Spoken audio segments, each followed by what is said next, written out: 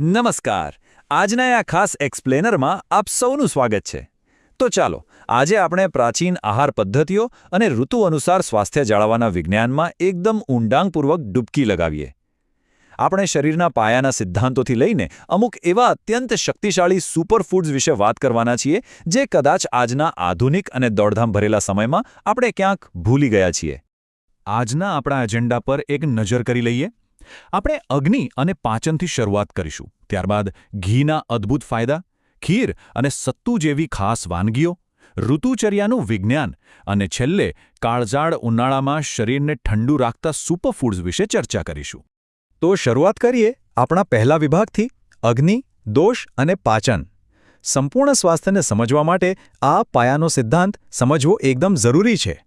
હવે જો અગ્નિ એ માત્ર કોઈ સાદી પાચન પ્રક્રિયા નથી, તેને કેમ્પફાયર અથવા યજ્ઞના અગ્નિ તરીકે કલ્પી જુઓ. જેમ અગ્નિને પ્રજ્વલિત રાખવા સતત ઈંધણ અને હવાની જરૂર પડે છે ને, બરાબર તેમ જ આંતરિક અગ્નિ આખા શરીરની ચયાપચયની પ્રક્રિયા ચલાવે છે. અને બીજો શબ્દ છે ઓજસ, જે સીધી રીતે આપણી રોગપ્રતિકારક શક્તિ છે. આ બંનેનું યોગ્ય બેલેન્સ જ નક્કી કરે છે કે આપણું શારીરિક અને માનસિક સ્વાસ્થ્ય કેટલું મજબૂત રહેશે. અહીં એક બહુ જ રસપ્રદ વાત જાણવા જેવી છે. તાપમાન પાચન પર કેવી સીધી અસર કરે છે તે જુઓ. અભ્યાસો જણાવે છે કે ગરમ ખોરાક પાચનને એકદમ સરસ રીતે ટેકો આપે છે, પણ તેની સામે બરફ જેવો ઠંડો ખોરાક અગ્નિને સાવ એટલે સાવ નબળો પાડી દે છે.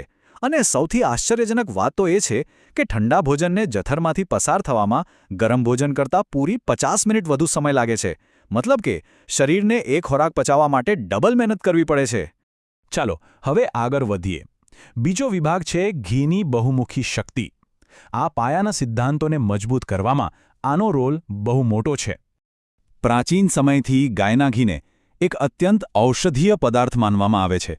ખરેખર આના ફાયદાઓનું લિસ્ટ તો બહુ લાંબુ છે. ઘી યાદશક્તિ વધારે છે, તે કાર્બોહાઈડ્રેટનું સેવન ઘટાડીને ડાયાબિટીસના સંચાલનમાં પણ મદદ કરે છે. પણ સૌથી જબરદસ્ત વાત એ છે કે ઘી એવા બહુ ઓછા પદાર્થોમાંનું એક છે જે બ્લડ બ્રેન બેરિયર એટલે કે મગજની રક્ષણાત્મક દિવાલને પાર કરી શકે છે. આધુનિક વિજ્ઞાન માટે પણ આ દિવાલ પાર કરવી અઘરી છે, એટલે જ મગજ સુધી ઔષધો પહોંચાડવા માટે ઘીને સર્વશ્રેષ્ઠ માધ્યમ ગણાય છે. તો હવે પ્રશ્ન એ થાય કે ઘી લેવાનો સાચો સમય કયો છે? સાહિત્ય મુજબ યાદાશક્તિ અને એકાગ્રતા વધારવા માટે સવારે એકદમ ખાલી પેટે 1 કે 2 ચમચી ઘી લઈને ઉપર અડધો કપ નવશેકું પાણી પીવું બેસ્ટ છે, કારણ કે ખાલી પેટ હોવાથી તે સીધું જ શોષાઈ જાય છે. ફટાફટ ત્રીજા વિભાગ પર આવીએ, ખીર, સત્તુ અને મુનક્કા.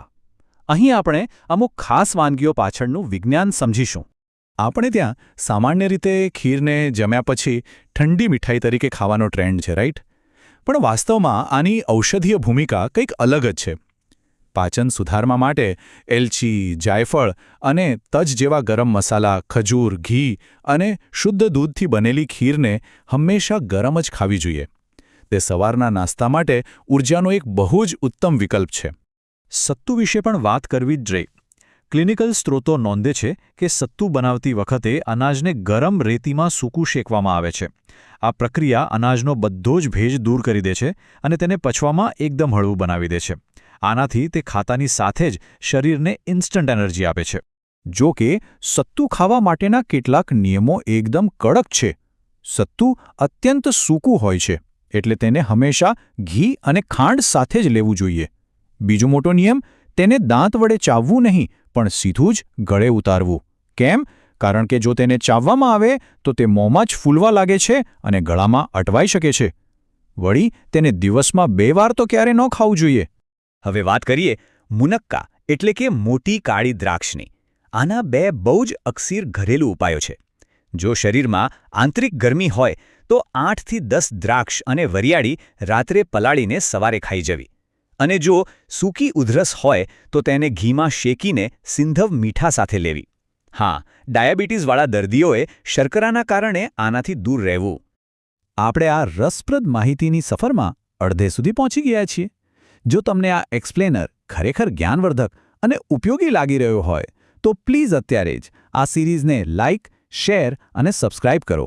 તમારો આ સપોર્ટ અમને આવા વધુ ઊંડાણપૂર્વકના વિશ્લેષણો તૈયાર કરવા માટે ખૂબ મોટો પ્રોત્સાહન આપે છે. ચાલો હવે આપણા વિષયને થોડો વ્યાપક બનાવીએ. ચોથો વિભાગ છે ઋતુચર્યા.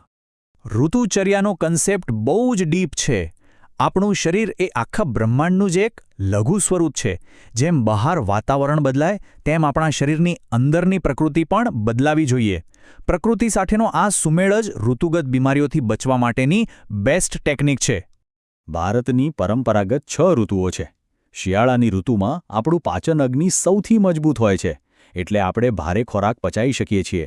પણ ઉનાળામાં તે સાવ નબળો પડે છે.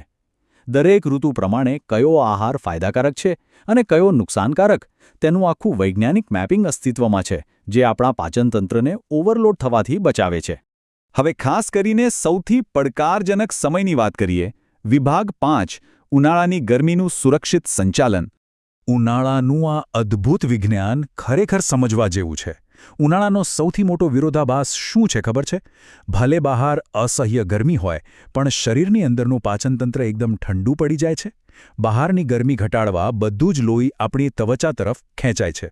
પરિણામે જઠર પાસે પૂરતું લોહી રહેતું નથી અને અગ્નિ સાવ નબળો પડી જાય છે.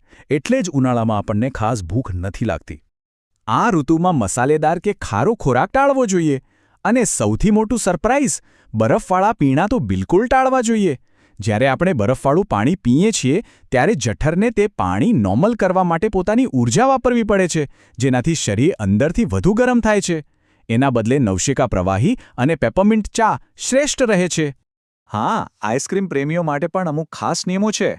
જો આઈસ્ક્રીમ ખાવો જ હોય તો તેને એકલા જ ખાવો જોઈએ, જમવા સાથે નહીં. બીજું, તેને માત્ર બપોરે જ ખાવો, કારણ કે ત્યારે પાચન અગ્નિ સૌથી વધુ સક્રિય હોય છે. અને તેને મોટા ટુકડામાં ખાવાને બદલે ધીમે ધીમે ચાટવો, જેથી તે મોંમાં જ પીગળી જાય અને પાચનને સીધો આંચકો ન લાગે. હવે આપણે પહોંચ્યા છીએ આજના આપણા છેલ્લા વિભાગ પર, ઉનાળાના આવશ્યક સુપરફૂડ્સ. ભયંકર ગરમીમાં આ 8 સુપરફૂડ્સ એકદમ અમૃત સમાન છે.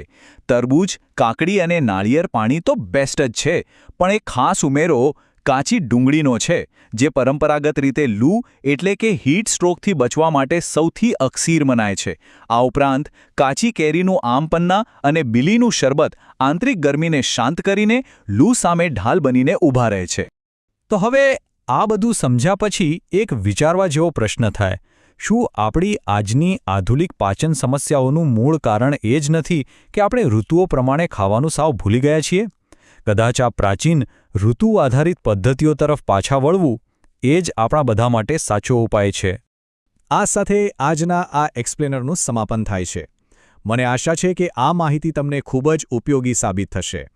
જો તમને આ એપિસોડમાં મજા આવી હોય અને કંઈક નવું શીખવા મળ્યું હોય તો પ્લીઝ અમારી આ સિરીઝને લાઇક, શેર અને સબસ્ક્રાઇબ કરવાનું બિલકુલ ભૂલશો નહીં. આભાર અને ફરી મળીશું આવા જ એક નવા વિશ્લેષણ સાથે.